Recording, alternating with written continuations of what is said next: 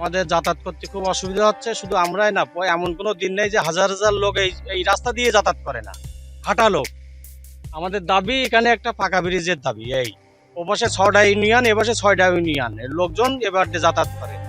এপাশে বড় বাজার, ওপাশেও বাজার, এই বাজারের লোকজন সব এবারে যাতায়াত করে। এই ব্রিজটা কালকেও এখানে সংস্কারের কাজ হয়েছিল, তাও মানায়নি। ব্রিজটা আজকের সকাল 9টার সময় ব্রিজটা ভেঙে গেছে। এই ভেঙে গতবারও 3বার এই সংস্কার কাজ করা হয়েছে ব্রিজের বিষয়। 3বার নিজস্ব খরচ বরচ দিয়ে আমরা কিছু কালেকশন করি দোকানদারেরা মিলে।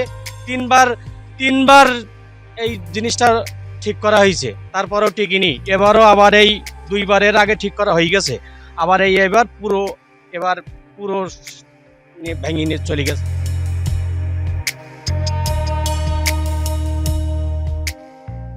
প্রতি বছর ভেঙে যায়, এবার 2বার 3বার করে প্রতি বছর ভেঙে যাচ্ছে। এই চান্দা মান্দা তুলে আমরা গরিব মানুষ টাকা দিতে পারি? ওখানে দাঁড়াবে না, দাও 20 টাকা 30 টাকা দাও। আমরা কোনতে দেবো টাকাটা? কোনতে দেবো টাকাটা? আমরা আমরা এক বেলা না খাইলে আমাকে ভাত নেই। এই রাস্তাতে আমরা চলাফেরা করি, এই রাস্তা।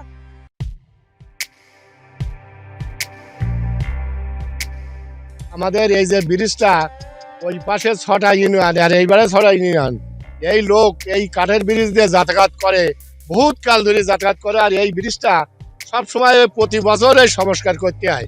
যে বাঁশের পুল এ থাকে না, স্রোতে কিংবা ওই ময়লা আবর্জনা নিয়ে ভেঙে নিয়ে যায়।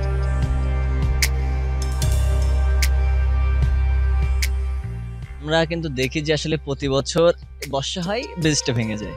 কিন্তু গত বছরও এই ব্রিজ 2 থেকে 3বার ঠিক করা হয়েছে। এবছরও ব্রিজ ভেঙে যাবে এরকম অবস্থায় গতকালকে টাকা দিয়ে ব্রিজটি এই ময়লা পরিষ্কার করা হয়েছে, কিন্তু রাত না পার হতে সকালে কিন্তু আবার ব্রিজটি ভেঙে গেছে। কিন্তু আমরা প্রতি বছর দেখি বর্ষা হয়, ব্রিজ ভেঙে যায়, বাজার কমিটির লোক, স্থানীয় লোকজন টাকা তুলে ব্রিজটি ঠিক করে, আবার 6 মাস যায়, 1 বছর যায়, আবার ভেঙে যায়, আবার বর্ষা আসে আবার ভেঙে যায়। কিন্তু আসলে স্থায়ী যে সমাধান এখনো কিন্তু দেখা মিলেনি। 25 থেকে 30 বছর স্থায়ী কোনো সমাধান এখন আমরা দেখা মিলেনি। আমরা চাই একটা স্থায়ী সমস্যা সমাধান।